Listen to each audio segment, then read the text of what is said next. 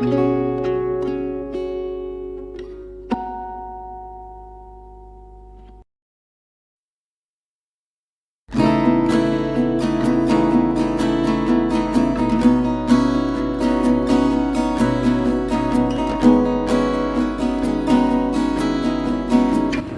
prakteknya nanti kita umumkan kepada anak-anak. Karena ini masa pandemik, jadi nanti tidak semua siswa kita adukan, yaitu siswa yang putri saja. Nanti kita bagi menjadi beberapa kelompok. Enaknya kapan untuk membatiknya? Untuk kita menyesuaikan pembelajaran dari adik-adik dan guru. Oh gitu ya. Ya nanti kita konfirmasi dulu dengan anak-anak.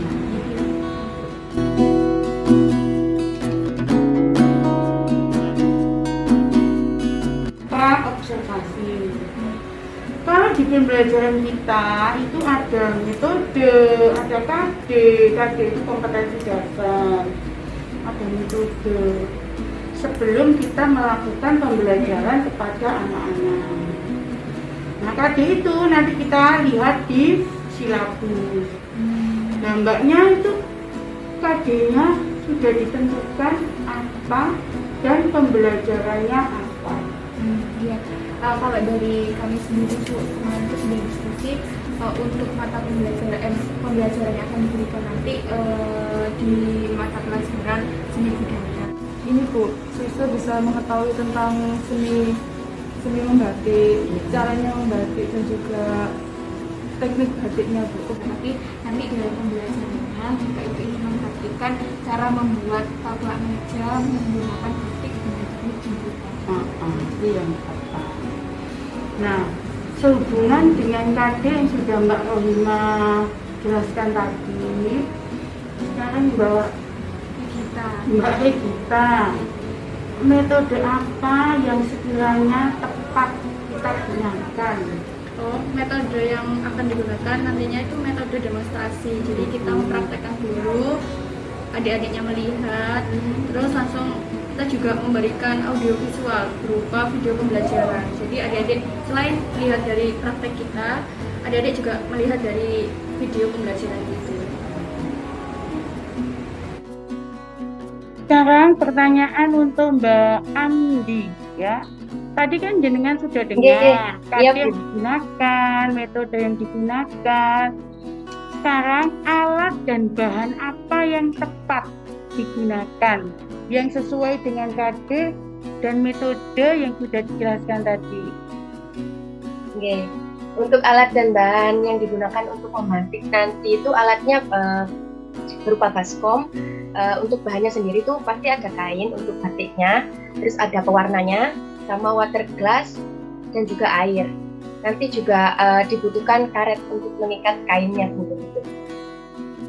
Ya. Ceritakan tahapan pembelajaran yang akan saudara sajikan. Ya, jadi Tahap-tahapnya. Jadi yang pertama itu kita pasti membuka dengan doa, mengajak siswa untuk berperan memimpin teman-temannya berdoa. Habis itu juga kita menanyakan kabar mereka, senang atau enggak, gimana pembelajaran dari mereka, pengalamannya, seperti itu. Habis itu kita menyanyikan lagu Indonesia Raya. Terus juga sebelum pembelajaran kita sampaikan manfaat atau pentingnya pembelajaran yang akan dilakukan. Habis itu kita memulai prakteknya sampai dari tahap awal sampai tahap akhir. Ya. Lalu persiapan tertulis apa saja yang dibuat?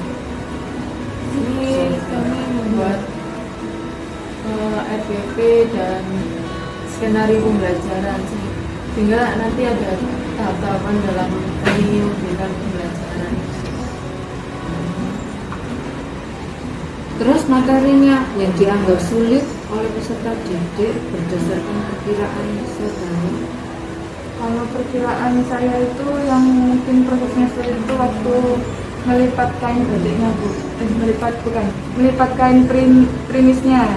Jadi untuk di model motifnya itu harus dilipat, itu mungkin yang agak susah karena kainnya nanti bakal tebal kayak gitu Bu. Terus waktu menjumpunya mungkin juga perlu keteladanan dari adik-adik juga. Mungkin seperti itu. Kompetensi apa yang bisa dimiliki peserta didiknya dalam mengikuti pembelajaran sesuai dengan harapan saudara?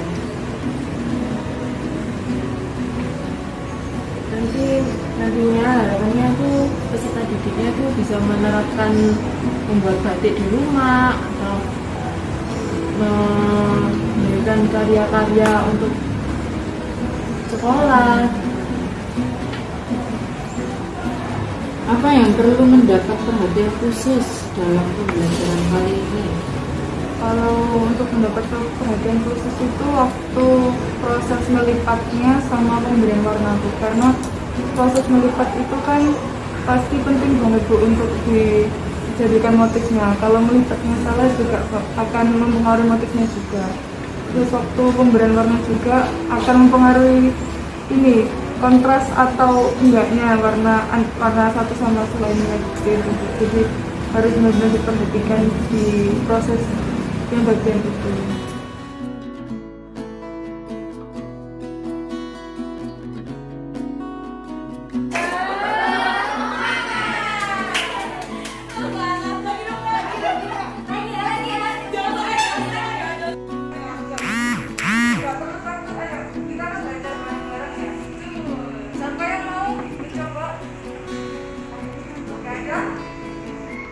Oke, jadi hari ini kita ada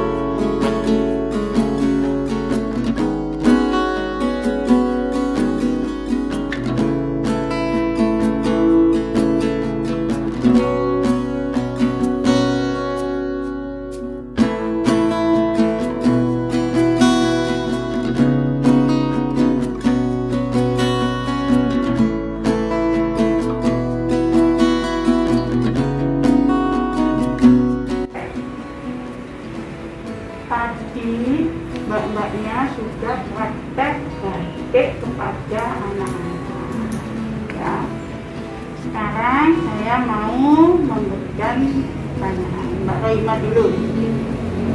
Bagaimana kesan Anda atau kesan Mbak Rohima setelah menyajikan pembelajaran membatik pada hari ini?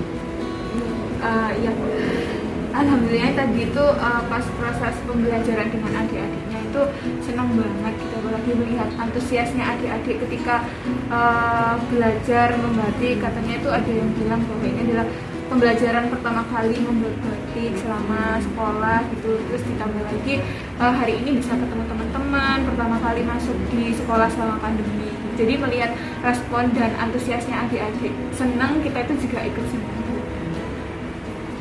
Itu ya. Memang anak-anak itu baru pertama ini belajar membatik. Lalu jelaskan hal-hal yang telah memuaskan dan hal-hal yang kurang memuaskan dalam proses belajar mengajar batik.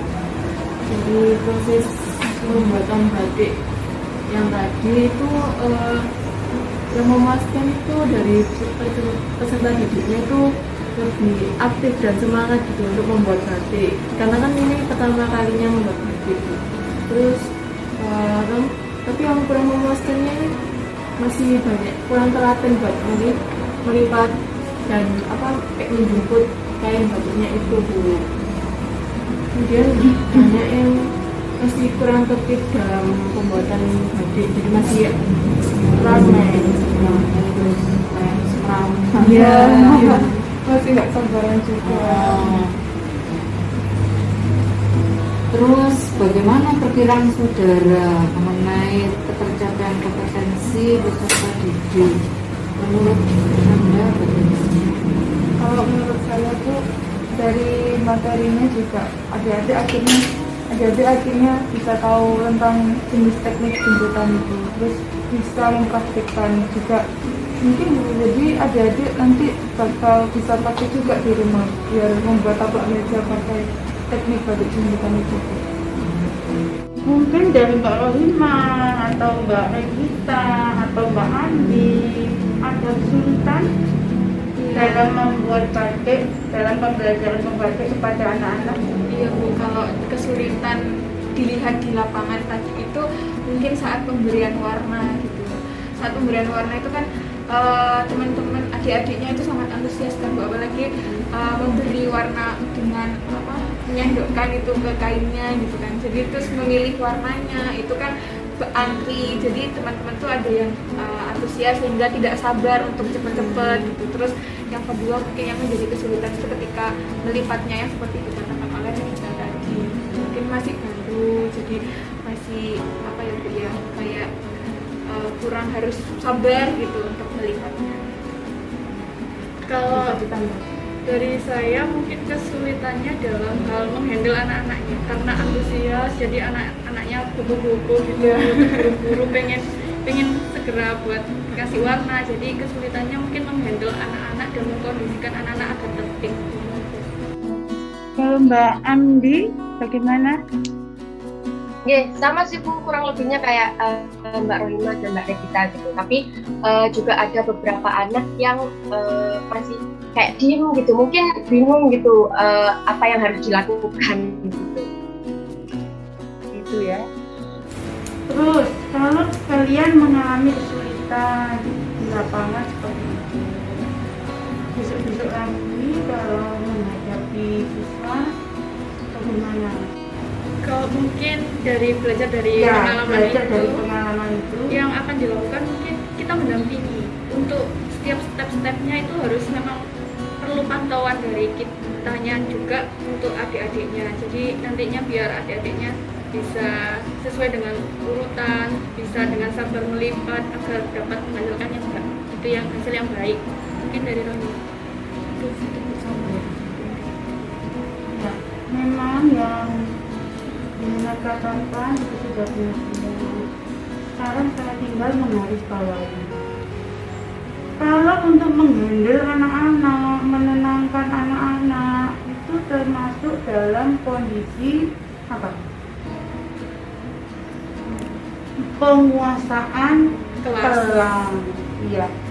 Jadi seorang guru itu harus menguasai kelas, tidak hanya menguasai materi, tapi kelas juga harus kita kuasai. Apalagi kemarin itu membadiknya di luar kelas, itu memang butuh pengawasan yang ekstra. Supaya apa? Supaya anak-anak tidak lari ke sana sini. Dan tujuan kita tercapai. Ketiga mbaknya ini sudah bagus dalam mempraktekkan membatik dan sudah tepat. Antara KD yang dipakai, materi, metode, alat dan bahan itu sudah semua. Yaitu tadi tinggal penguasaan kelasnya yang berbeda. Jadi besok kalau menghadapi seperti ini lebih diperhatikan. Di sini saya simpulkan,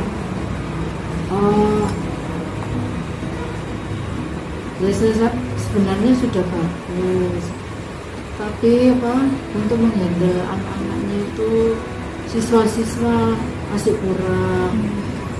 Terus peserta didiknya juga ada yang kurang paham, masih kesulitan tanya sana sini, terus jadi rame. Ya nanti itu pada mbak-mbaknya ditingkatkan lagi menghandle peserta didiknya, ditingkatkan lagi. Ya. Terus mbaknya juga harus tegas pada peserta didiknya supaya bisa mengerti cara membatik. Terima kasih.